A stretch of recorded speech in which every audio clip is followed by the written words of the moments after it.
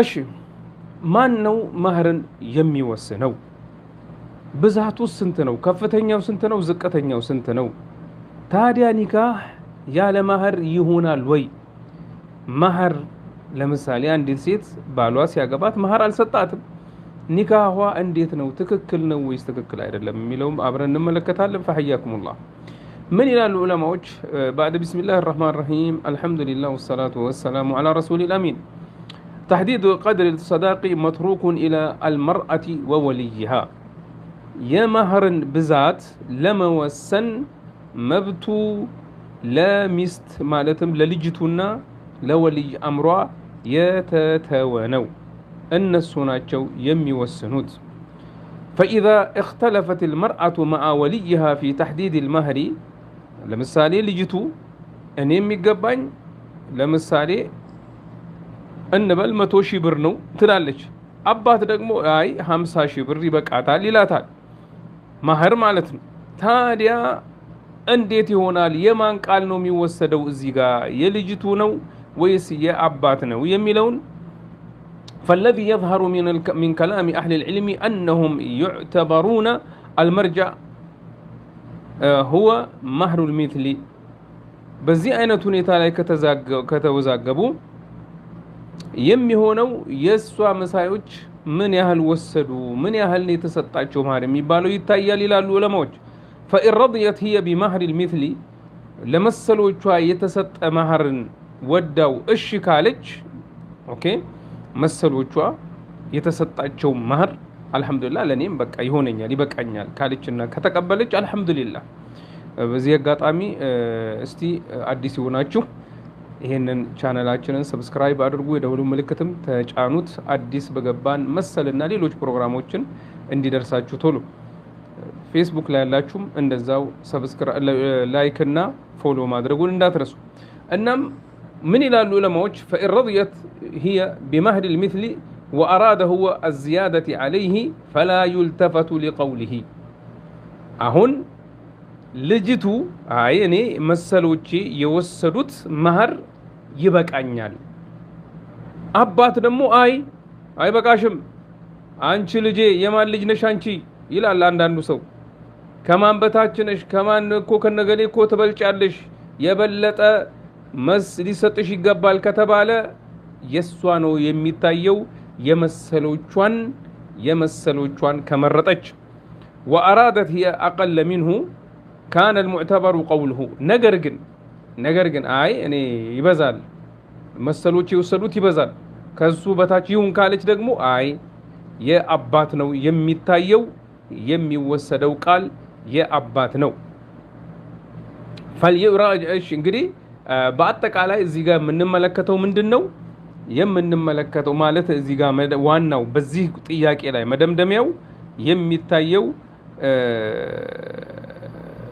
የሚታየው የማን ምንድነው? መሰሎቿ የወሰዱት ስንት ነው ተብሎ የመሰሎቿ ማህር ትወስዳለች ማለት ነው። መሰሎቿ የተሰጣቸው ማህር ለሷ ተገቢ ነው። እሷ አይ አነሰኝ ካለች አባት አይ መሰሎችሽ ይበቃሻል ካለ የመሰሎቿ ይሰጣታል። አይ አባት ይጨመር ካለና እሷ የመሰሎችን ካለች የመሰሎች ነው የሚሰጣት ማለት ነው። እስቲ በዚህ ዙሪያ ዑለማዎች ያሉትን አንዳንድ ትንታኔዎች እንመለከትና ወደ ተቀሩት ነገሮች እንመለሳለን። ሳናረዝም ኢንሻአላሁ ተዓላ በመጠኑም ቢሆን እንመለከተዋለን። ይሄ እንግዲህ ለብቻው ልንመለከተው የሚገባ አርዕስት ነው። ነገር ግን እስቲ የተወሰነውን እንየው። ምክንያቱም አንዳንድ አባቶች በሴት ልጅ ማህር ላይ በጣም ይጨምሩና ወንዶች ወደዚች ልጅ እንዳይቀርቡ ያደርጋል። ለምን? ከልጅቱ የሚጠቀመው ነገር ሊኖር ይችላል በተወሰነ መልኩ ወይ ደግሞ በአጠቃላይ። እናም ይሄ ነገር እንዴት ነው? ምን ይላሉ ዑለማዎች? لا يجوز للولي أو الأب أو الغير أن يمنع موليته من الزواج من الكفء الذي رضيت به. قال ابن قدامة رحمه الله: فإن رغبت في كفء بعينه وأراد تزويجها لغيره من أكفائها وامتنع من تزويجها من الذي أرادته كان عاضلا لها. فأما إن طلبت التزويج بغير كفئها فله منعها من ذلك ولا يكون عاضلا لها انتهى من المغني من يلالو علماءዎች ይሄን ነገር ሼር አድርጎ ፕሊስ من ይላሉ ዑለማዎች አንዲት ሴት አባቷ ለምሳሌ ባል አመጣላት የተወሰኑ ባሎች መጡ እሷ አንዱን መረጠች አባት ግን ለሆነ ጥቅም ሲል እሷ የመረጠችውን ትቶ ይሄ እሷ የመረጠችው ኩፉእ ነው በቃ የበቂዋ ነው የተመጣጠነ ባል ነው ሸርጦቹን ያሟላ ነው እሷ የመረጠችው ያ አባትም የመረጠው እንደዛ ነው ነገር ግን የተወሰነ ጥቅም ምናልባት ሊያገኝ ይችላል የተወሰነ ነገር ሊኖር ይችላል የምታገባው ወይ ደሞ ሊያጋባት የሚገባው እሷ የፈለገችውና የመረጠችውን ነው እምቢ ቢልና እሷ ላልፈለገችው ቢድራት አባት አድል ይሆናል ማለት ነው በዳይ ነው ማለት ነው እቺ ልጅ ይበድሏታል ማለት ነው ነገር ግን እሷ ዝቅ ያለ ደረጃ ያለው ሰው ብትመርጥና አባት ደግሞ ለሷ የተመጣጣነ ሰው ቢመርጥላት እና ያን አይነት ሰው ቢድራት በዚህን ጊዜ በበዳይነት አይታይም አባቷ ምክንያቱም ለሷ ጥቅም ሲል ነው ያደረገውና وإن ثبت امتناع وليها من تزويجها من كفء رضيت به فإن الولاية تنتقل إلى من بعده من العصبة هي أبات لسوا بكي هنا يتمطاطن بالمتولات አላጋ ባሽም ወይ ደግሞ አልድርሽም ብሎ ቢከለክላት ዊላያው ወልይነቱ ይሰረዝና ከሱ ቀጥሎ ላለው ወልይ ወዳለው ወልይ ይተላለፋል ይሄን ዝርዝር ኢንሻአላህ በሰፊው መጣበታለሁ ወደፊት ነገር ግን ምን ይላሉ ዑለማዎች وإذا اختلفت المرأة مع وليها في تحديد المهر بالن أباتنا ልጅ ሴቲቱ ማህሩ ምን ያህል ይሁን በሚለው ላይ አልተስማሙም እንዴት ይደረጋል ለሚለው فالذي يظهر من كلام أهل العلم عند كلامهم عن مسألة مشابهة أنهم يعتبرون المرجع هو مهر المثل فإن رضيت هي بمهر المثل وأراد هو الزيادة عليه فلا يلتفت لقوله وإن أراد هو مهر المثل وإن أرادت هي أقل منه كان المعتبر قوله قدم يعني لو مالتنا لمثالي إسوا يتوسن مهر طلبج أوكي إسوا طلبج طبعا እዚህ ጋር ቀደም እንዳልኩት ዋናው መመለሻ ቃል የሚሆነው የመሰሎቿ መህር ስንት ነው የሚለው ነው እና ለምሳሌ እሷ የመሰሎቿ መህር ብትወድና በቃ ለነገሊት የተሰጠው መህር ይበቃኛል ብትል አባት አይ ከዛ በለጠ ሊሰጥሽ ይገባል ቢል ውዝግብ ላይ ቢሆኑ የመሰሎቿ መህር ነው የሚሰጣት በሱ ነው የሚፈረድላቸው የአባት ቃል በዚህ ጋር አይታይም ነገር ግን እሷ ዝቅ ብታደርገው አባት አይ የመሰሎችሽ ሊሰጥሽ ይገባል ካለ የመሰሎቿን ነው የሚሰጣት ቅድም እንዳልነው ማለት ነው እንግዲህ እዚህ ጋር የዑለማዎች ቃል ትንሽ ረዘም ይላል ለዋቢ ያህል ይሄን ያህል ከገለጽን በቂ ይመስለኛል ኢንሻአላሁ ተዓላ እሺ وأما قدر الصداق فليس له حد ታዲያ መህር ብዛቱ ከፍታው ስንት ነው 1 ሚሊዮን 2 ሚሊዮን 10 ሚሊዮን 1 ቢሊዮን ዝቅተኛውስ 1 ብር 5 ሳንቲም ወይ ስንት ነው የሚለውን እንመልከት የመህር ጣሪያው ስንት ነው ዝቅተኛው ደግሞ ወለሉ ስንት ነው የሚለውን ጣሪያውና ወለሉን እንመለከታለን እሺ وأما قدر الصداق فليس له حد مهر مطنو يتوسن አይደለም بل ما يتوافق عليه الزوجان بالنا ሚስት የሚጋቡት የተስማሙበት ነው የሚሆነው او الزوج والولي ወይ ደግሞ የሚያገባው ልጅና የልጅቱ ወልይ አምሯ የሚስማሙበት ነው قليلا كان ام كثيرا ብዙም ይሁን አነስተኛም ይሁን لكن السنه تخفيف المهور وتيسيرها سنة የነብይ ሰለላሁ ዐለይሂ ወሰለም ሱና ማህርን ማብዛት ሳይሆን አነስ ማድረግና ቀለል ማድረግ ነው አነስ ማድረግና ቀለል ማድረግ ነው وهو هدي النبي صلى الله عليه وسلم ይህ የነብያችሁ ሰለላሁ ዐለይሂ ወሰለም ምንድነው የነብያችን ሰለላሁ ዐለይሂ ወሰለም ሱና ነውና ልንከተለው ልንሰራበት ይገባናል ማለት ነው ለዚህ ማስረጃዎች አሉ እንደው ማቅረብ ቢያስፈልግም ብዙ ማቅረብ ይቻላል። ማህር እንደሚታወቀው ሸሪዓ ለሴት ልጅ ግዴታ ያደረገው ነው። ሴቲቱ የምትዳረው ልጅ እንዲሰጣት ሸሪዓ የወሰነው የኢስላም ሸሪዓ የወሰነው ነገር ነው። ምክንያቱም ይህ ለሴት ልጅ ያለን ክብር ያለን አክብሮት የምናሳይበት ነው። ወንድየው የሚያሳይበት ነው። አላህ ስብሓነሁ ወተዓላ ምን ብሏል? ወአቱ ኒሳአ ሰዱቃቲሂነ ኒሕላ ማህሮቻቸውን ስጧቸው ብሏል አላህ ስብሓነሁ ወተዓላ። ይሄ ማለት ሴት ልጅ እንደ ዕቃ ነች ማለት አይደለም። ነገር ግን ይሄ የሚያሳየው ወንድ ልጅ ወይ ደግሞ የሚያገባው ልጅ ለሴቲቱ ያለውን ክብር፣ ለሴቲቱ ያለውን ፍቅር፣ ለሴቲቱ እሷን ለማግባት የወሰነና ምንም ነገር እንደማይመልሰው የሚችለውን ሁሉ ለማድረግ ዝግጁ እንደሆነ እንደገና ደግሞ ከጋብቻ በኋላ ያለውን ሸክም ያለውን ጣጣ ለመሸከም እና ኑሯቸውን ለመግፋት ሐቁን ሊወጣ እንዳለ እንደተዘጋጀ የሚያሳይበት ነገር ነው እንጂ ዕቃነትን አይደለም። ለዚህም ሲባል ማህር ስንት ነው የሚለው አልተወሰነም። ነገር ግን ቀለል ማድረጉና ማሳነሱ በሸሪዓችን ውስጥ ትልቅ ቦታ የተሰጠው ነው። ነቢይ ሰለላሁ ዐለይሂ ወሰለም ምን ብለዋል? ኸይሩ ኒካሒ አይሰሩሁ ኸይሩ ኒሳሂ አይሰሩሁ ረዋሁ ابن حبان وصححه الألباني في صحيح الجامع. عندنا بليلة حديث من أبو النبي صلى الله عليه وسلم خير الصداق أيسره. هون بمجمع حديث مرط نكاح قلل يالونو የኒካሁ ስርዓት በቀላሉ የተከናወነው ነው። ሁለተኛው ሐዲስ ደግሞ ማህሩ ቀለል ያለው ምርጥ ኒካህ ነው ብለዋል ሰለላሁ ዐለይሂ ወሰለም።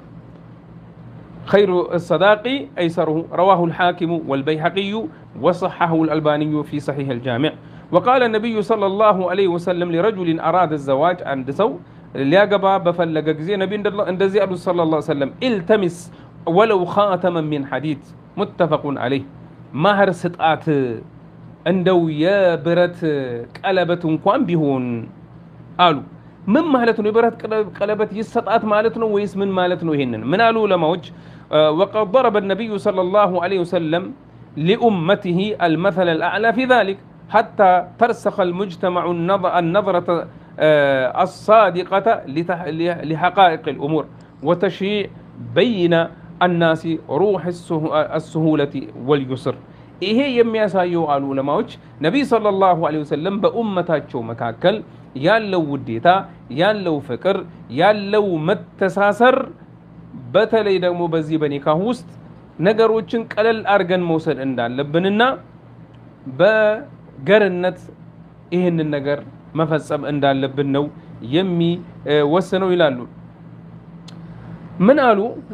አን ኢብኑ አባስን أن عليا قال تزوجت فاطمة رضي الله عنها فقلت يا رسول الله ابن أبي وهو الدخول بالزوجة ابن بي وهو الدخول في الزوجة قال أعطها شيئا قلت ما عندي من شيء.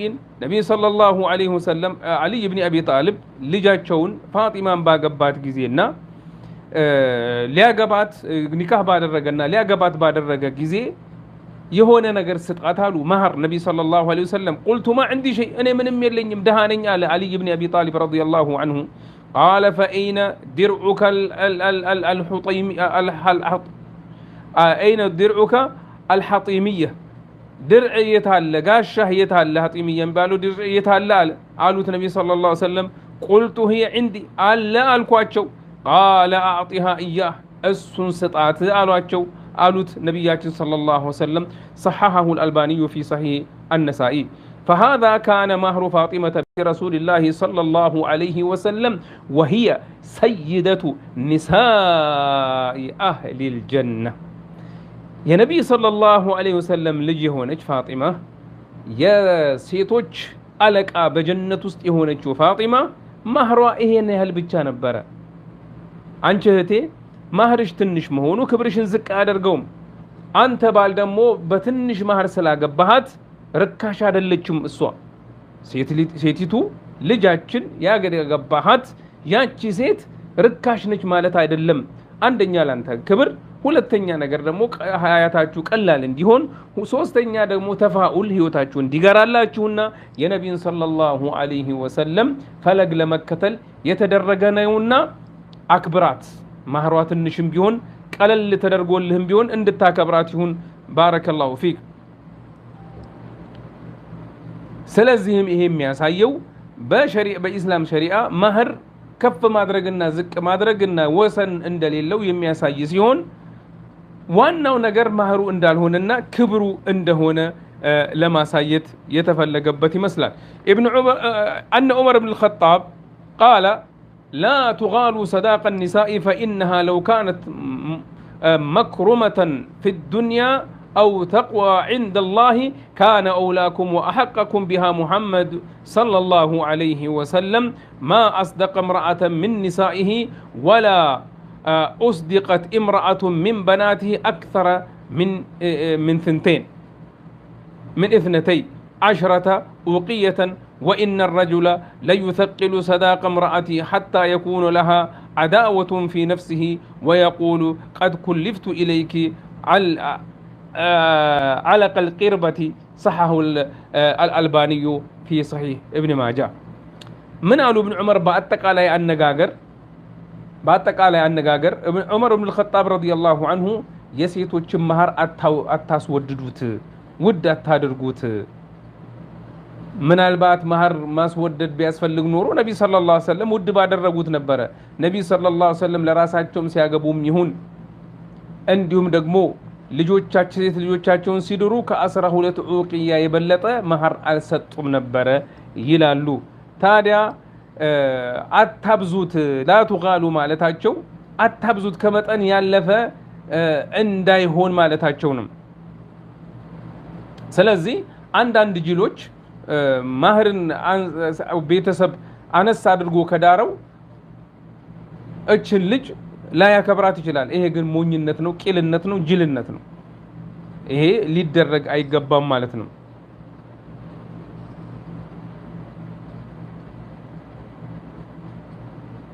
እሺ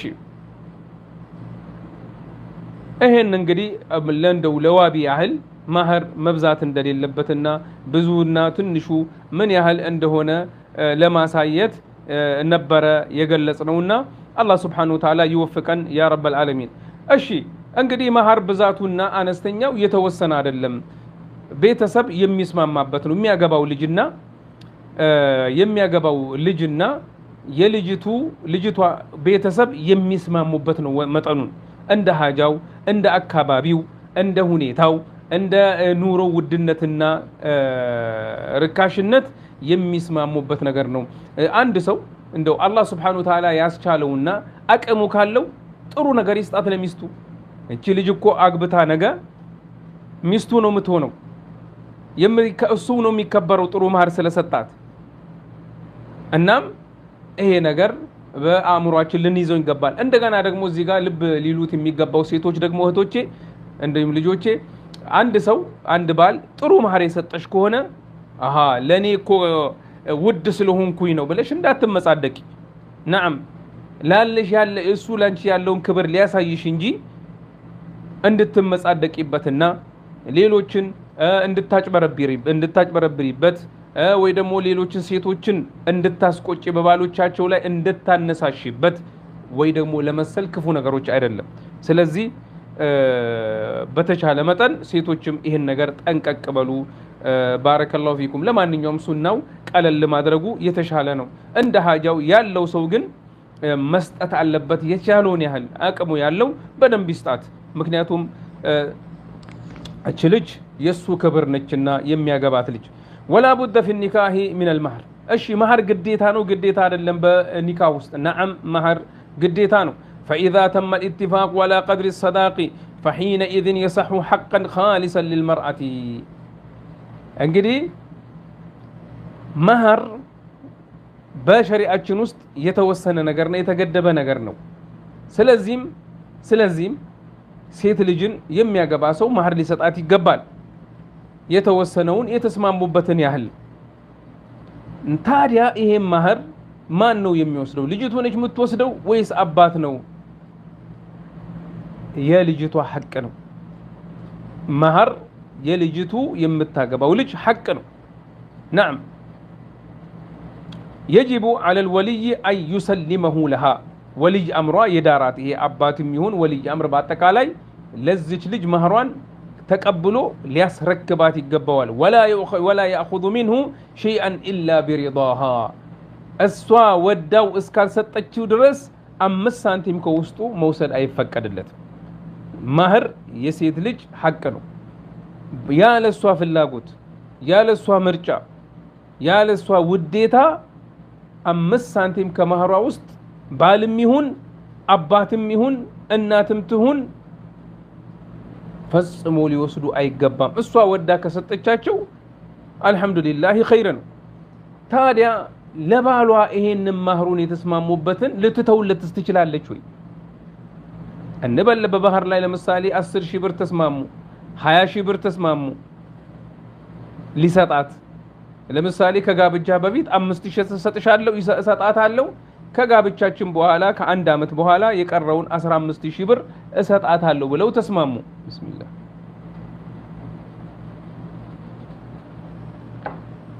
እንዴት ይሆናል? ይቻላል ወይ? ከዛ በኋላስ ብትተውስ ይቻላል ወይ? ሁለቱንም እንመለከታለን።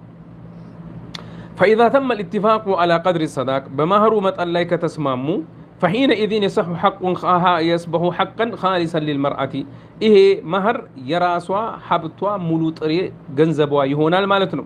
يجب على الولي أن يسلمه لها አባቷ ወይ ደግሞ ወሊ አምሯ ለልጅቱ ሊሰጣት ይገባል። ካለሷ ፍቃድ 5 ሳንቲም ከውስጡ መውሰድ አይችልም። ነገር ግን يجوز لها بعد العقد كنكاح بحالا أن تتنازل لزوجها عن جميع الصداق أو عن بعضه بشرط أن تكون رشيدة እቺ ልጅታ የተዳረችው ልጅ አቅሏ በስርዓቱ የሚሰራ ነገሮችን የምታመዛዝንና የምትረዳ ከሆነች ልብ በሉ ከኒካሁ በኋላ ለባሏ እኔ የተስማማንበትን የኒካህ መህር ግማሹን ትችልሃለሁ ብትለው መብቷን አባት ሊከለክል አይችልም። እናት ልትከለክልም፣ ወንድም ማንም ሊከለክል አይችልም። መብቷን የተወግን ነገር ግን ከነሱ ጋር ተስማምታ ብታደርገው ነው የሚሻለው። ምክንያቱም ጥል ይመጣል፣ ችግር ይመጣልና። ወይ ደግሞ ያለ ማሳወቅ ተስማማን ወይ ሁሉንስ ብትተውለት ትችላለች። መብቷን እንደፈለጋት ማድረግ ትችላለች። እሺ አው عن بعض የተወሰነው ወይ ደግሞ ሁሉንም ልትተውለት ትችላለች። ነገር ግን እቺ ልጅ ራሽድ መሆን አለባት። ነገሮችን የምታመዛዝን ነገሮችን ለይታ የምታውቅ መሆን አለባት። فإذا وقع الزواج بدون صداق فإنه يكون صحيحا እሺ እንበል አሁን ይሄ ብዙ ጊዜ ይከሰታል፣ ሁሌ አይደለም፣ ብዙ ይከሰታል። ምንድነው ይሄ ብዙ የሚከሰተው? አንዳንዴ ይዘነጉና ወይ ደግሞ ሳይዘነጉ አብረው ሆን ብለው ይተዋሉ ቤተሰቦች። ምን ሳይደረግ የኒካሁ መጠን ሳይወሰን። ለምሳሌ 10000 ብር አልተባለ፣ 5000 ብር አልተባለ፣ 1000 ብር አልተባለ፣ 100000 ብር አልተባለ፣ ኒካሁ ሳይወሰን ይጋባሉ። ልጅቱና ልጁ ተጋቡና ኑሮ ጀመሩ። ከዛ መህር ፈለገች ልጅቷ። መህሬን ስጠኝ አለችው። እንዴት ይደረጋል? አልተወሰነም በፊት ጋብቻው ተከናውኗል። ምን አሉ ዑለማዎች? ويثبت للمرأة مهر المثل በዚህን አይነት ጊዜ የመሰሎቿን መህር ነው የሚሰጣት። መሰሎቿ የተሰጣቸውን አይነት መህር ይሰጣታል። ለምሳሌ መሰሎቿ የተሰጣቸው አንድ ገመልና አንድ በሬ አንድ ፍየል ወይ ደግሞ 10 ፍየል ቢሆን እንደዛው ለሷም አንድ ገመል አንድ በሬ 10 ፍየል ይሰጣታል። የተሰጣው ለመሰሎቿ 100,000 ብር ከሆነ 100,000 ብር ይሰጣታል። ለመሰሎቿ የተሰጣው 1,000 ብር ከሆነ 1,000 ብር ይሰጣታል። የመሰሎቿ ሐቅ ለሷ ይረጋገጣል ማለት ነው። ይሄ መቼ ነው የሚሆነው? መህሩ ሳይወሰን የተጋቡ ከሆነ መህሩ ሳይወሰን የተጋቡ ከሆነ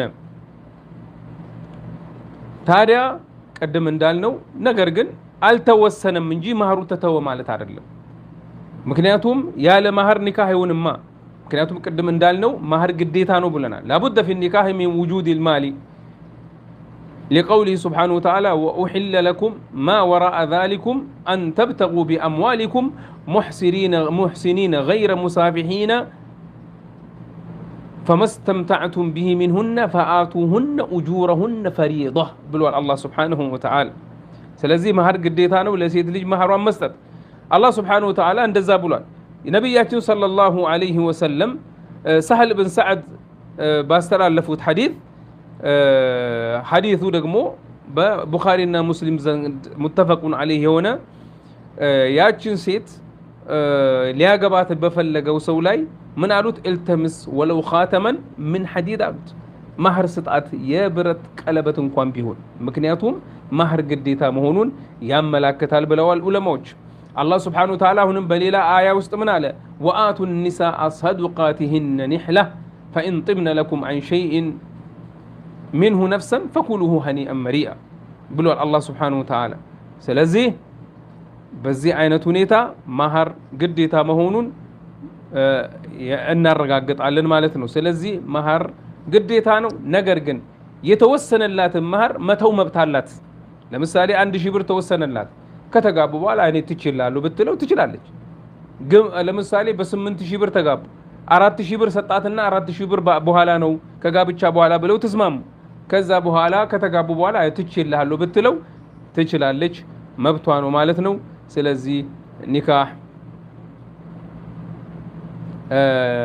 ያለ ኒካህም አይሆንም ማለት ነው ባረከላሁ ፊኩም ወጀዛኩሙላሁ ኸይረን አላህ Subhanahu Wa Ta'ala ኸይሩን ይወፍቀን አላህ Subhanahu Wa Ta'ala ዱንያችንንም አኺራችንንም ያሳምርልን ባረከላሁ ፊኩም በአጠቃላይ አነጋገር የተወሰኑ ነጥቦችን ተመልክተናል እከልሳቸዋለሁ አጠር አድርጌ እከልሳቸዋለሁ በዚህ አጋጣሚ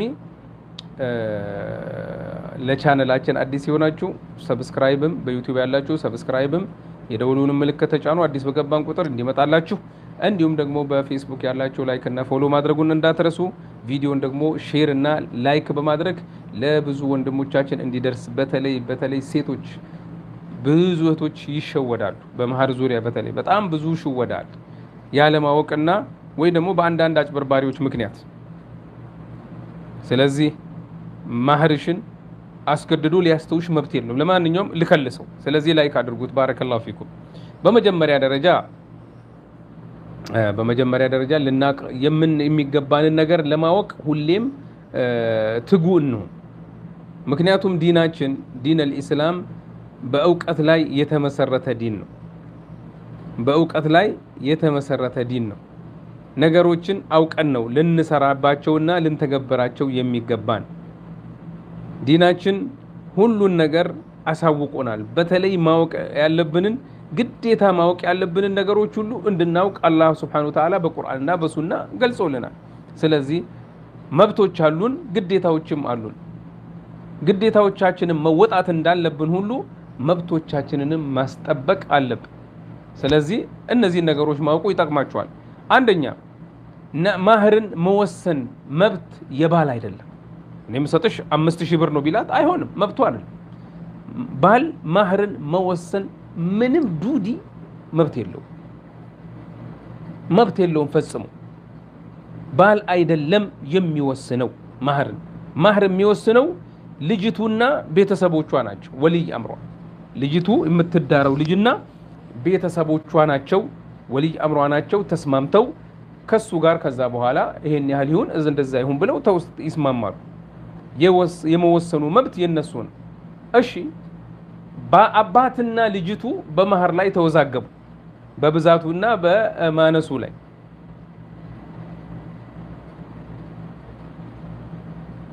ልብ በሉ አድምጡ አባትና ልጅ ተወዛገቡ በመህር ላይ ለምሳሌ ልጅቱ የምትፈልገው 100,000 ብር ነው መሰሎቿ የሚሰጣቸው 50,000 ብር ነው አባት ተይ ልጄ 50,000 ብር ይበቃሻል ይላታል አይ እኔ 100,000 ብር እንጂ እሺ አልልም ብትል የሚታየው ቃል የአባት ነው ምክንያቱም የመሰሎቿ መህር መውሰድ ስላለባት እሺ አባት 100,000 ብር ካልሆነ አልድርሽም ልጅቱ ደግሞ 50 ሺህ ብር የመሰሎቼ ይበቃኛል ካለች የማን ቃል ነው የሚታየው? የልጅቱ ነው። ምክንያቱም የመሰሎቿ ማህር ሊሰጣት ይገባል። ሌላው በዚሁ ዙሪያ እሺ አልተወሰነም ማህሩ ሲጋቡ ከተጋቡ በኋላ ማህር የታለ አለችው። ምን አይነት ማህር ነው የሚሰጣት? 1500 ላ መሰሎቿ የተሰጣቸውን ማህር ይሰጣታል ማለት ነው። እሺ አሁንም አባት ለጥቅማ ጥቅም ብሎ ልጅቱን ማህር ከፍ እያደረገ ወንዶች እንዲሸሿቸው ማድረግ ጀመረ። እንዴት ይደረጋል? በዚህን ጊዜ ልብ በሉ። እነዚህ ዋና ዋና ነጥቦች ናቸው እንዳያልፏችሁ። ፕሊስ ሼር አድርጉ። ሼር አድርጉ፣ ቶሎ አዳርሱት። ልጅቱ ልብ በሉ። አንዳንዴ ነገሮችን ማገናዘብ፣ ነገሮችን መለየት፣ ነገሮችን ልብ ማለት ያስፈልጋል። ማህር የሴቲቱ ሐቅ እንደሆነ ተነጋግረናል። ማህር ሳይወስኑ ቢጋቡ ወግጅ አልተስማማንም ማለት መብት የለውም። ጥፊ ከዚህ እንደ መጀመሪያ እኮ አልተስማማንም፣ ከፈለግሽ ይኸው 5 ግራም ወርቅ ገዛልሻለሁ ይበቃሻል፣ ካልፈለግሽ ተይው። የለም መብትህ አይደለም። መብትሽን እንዴት እንደምታስጠብቂ እወቂ። መብትሽን እንዴት እንደምታስጠብቂ ዲንሽን እየተማርሽ እወቂ። ማህር ሳይወሰን ቢጋቡ ከተጋቡ በኋላ ማህር ስጠኝ ብትለው ወግጂ ወይ ደግሞ 1000 ብር ነው መሰጠሽ ማለት መብት የለው። መሰሎቿ የተዳሩበትን ሳይወድ በግዱ ሊሰጣት ይገባል። መሰሎቿ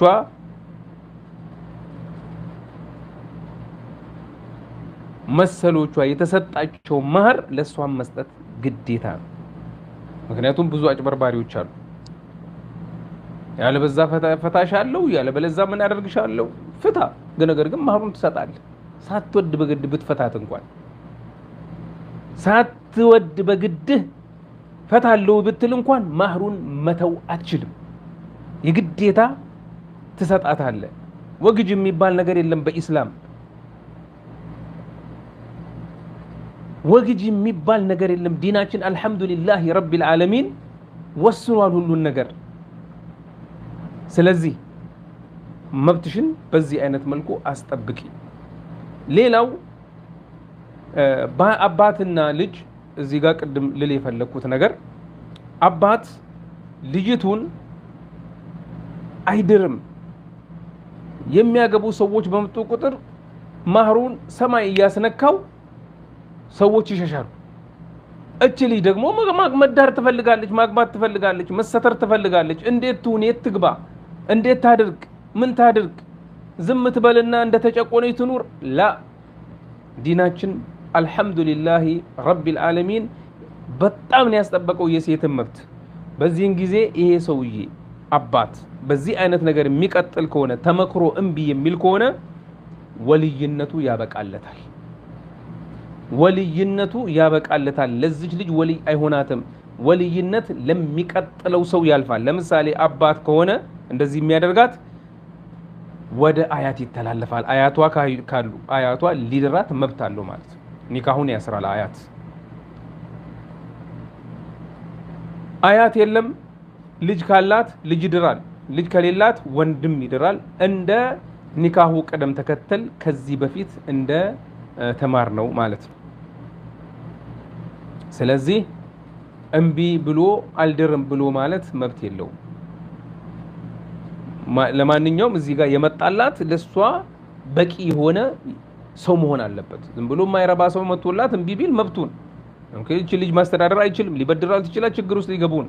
ነገር ግን ለሷ ተገቢ የሆነ ሰው መጥቶ መከልከል መብት የለውም። ሌላው ማህር ወሰን አለው ወይ? መጠን አለው ወይ? ጣሪያና ወለል አለው የለው? በሚስማሙበት ይሆናል። ቤተሰቡ ሁለቱ የሚስማሙበት ሁለቱ ቤተሰቦች በሚስማሙበት መጠን ይሆናል ማለት ነው።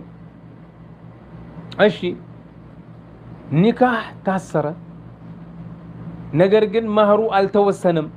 ወይ ተረስቶም ወይ ሆን ብለው ተውት ኒካህ አይሆንም ብለናል ኒካሁ ሰሒህ ነው መህር ግን ይሰጣል መህር ይሰጣል ማን ይሰጣል ባል አልሰጥም ማለት ይችላል አይችልም መብቱ አይደለም አይችልም መብቱ አይደለም ስለዚህ እነዚህ ነገሮች ራሳችንን ማውቀን ሌሎችንም እናሳውቅ ጀዛኩሙላሁ ኸይረን ባረከላሁ ፊኩም አላህ Subhanahu Wa Ta'ala ይወፍቃችሁ አላህ ይጠብቃችሁ አላህ የዱንያውንም የአኺራውንም ኸይር ይግጠማችሁ برحمتك يا أرحم الراحمين الله سبحانه وتعالى يباركاችሁ ስለዚህ ሴቶችን አትበድሉ ወንዶች ማህራቸውን በስርዓቱ የሚገባቸውን ሰጧቸው እቺ ልጅ እኮ ሄዳ የልጆች እናት እኮ ነው የምትሆነው ተመልከቱ እስቲ ልጆች ያላችሁ እጃችሁን አውጡ የሆነ ነገር አስተዋውሳችኋል ልጆች ያላችሁ እጃችሁን አውጡ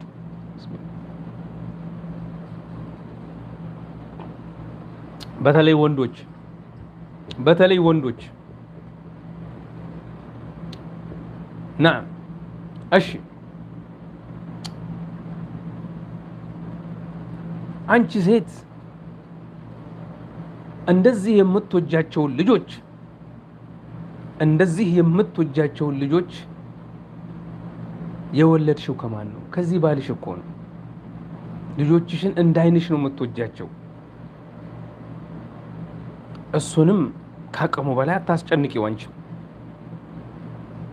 በለት ተለት ኑሮ ይሁን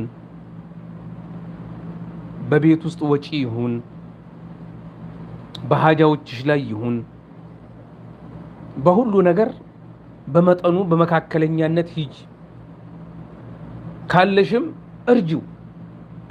እርጁ አቅሙ ካለሽ እርጁ ባልሽም እንደዚህ እኮ የምትወልጃቸው ልጆች አብራችሁ እኮ ነው ያገኛችሁት ከመሬት አልበቀሉም እነዚህ ልጆች ሆድሽ ዝም ብሎ የተተከለ ፍሬ አይደለም ሌት ተቀን ካንቺ ሲጨነቅ ካንቺ ሲያስብ ወጪ ሲያደርግ ሁሉን ነገር ሲያደርግ እሱ ነው አስቢለት አንተ ባል ደግሞ እንደዚህ የምትወዳቸው ልጆች የወለድካቸው እኮ ከዚች ልጅ ነው ታዲያ አበሳዋን ካረገዘችበት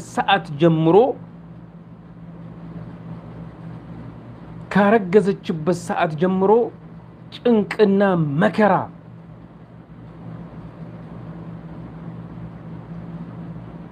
ካረገዘችበት ቅጽበት ጀምሮ አበሳዋን አይታን የወለደችልህ በተለይ 3 እና 4 ወራቶች ያየችው ጭንቀት አይደለም በብዙ ሴቶች ዘንድ አንዳንድ ሴቶች ማሻአላህ ናቸው ምንም ሳይሰማቸው ወለደች ገሌ ብቻ ነው የሚባለው ማሻአላህ ታዲያ እቺኮ ስትወልድ ራሷ ሞታ ልጇ በሰላም ቢወለድ የምትመኘዋ ሚስትህ ነች ላንተ ልጅ ለመውለድ ሌት ተቀን የምታስብ ከተወለደም በኋላ 2 አመታት በተለይ አበሳዋን ያየችው ስለዚህ አክብራት የምትችለውን ሁሉ አድርግላት ላ የሚባለውን ቃል ካፍ አይውጣ የምትችለውን ሁሉ አድርግ ስለዚህ ተከባበሩና ኑሩ ተደጋገፉና ኑሩ ካለሽ እርጂው ባልሽን እርጂው ደግፊው እሱ እኮ ውጭ ሲወጣ የማያየው የአበሳ አይነት የለም ያ ሰው አይን እየገረፈው ከሰው ጋር እየተጣላ እየሰራ እየደከመ በሙቀት ውስጥ በብርድ ውስጥ ምናልባት ከዛ የበለጠ መከራ ውስጥ ገብቶ ነው የሚመለሰው እቤት ሲገባ ደግፊው ገንዘብ ካለሽ ሀብት ካለሽ አውጪ አንቺም ለቤትሽ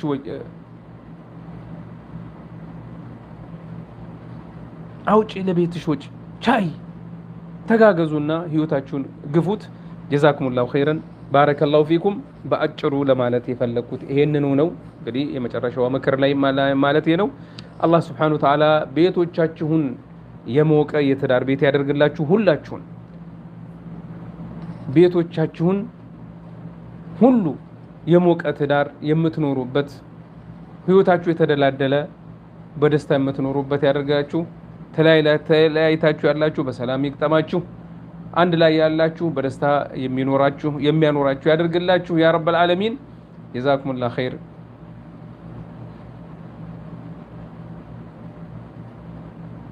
بارك الله فيكم الله سبحانه وتعالى ሀገራችንን ሰላም ያድርግልን ቤተሰቦቻችንን በኸይር ውስጥ ያቆይልን